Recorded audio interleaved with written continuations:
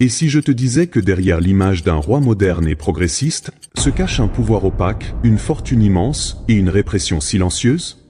Mohamed VI est souvent présenté comme un réformateur. Il a modernisé le Maroc, lancé des projets d'infrastructure, renforcé les droits des femmes. Mais ce n'est qu'un côté de l'histoire.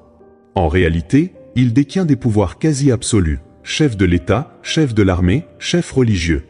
Il contrôle tout.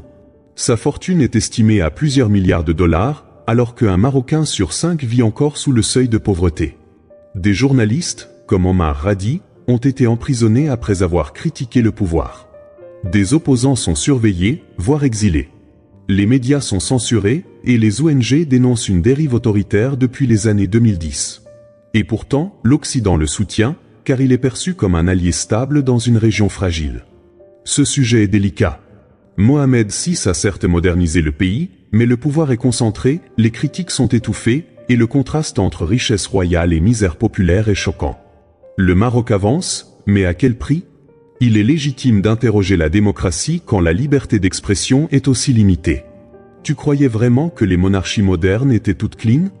Dis-moi en commentaire si tu penses que le Maroc est une dictature déguisée. Et abonne-toi pour découvrir ce qu'on ne veut pas que tu saches.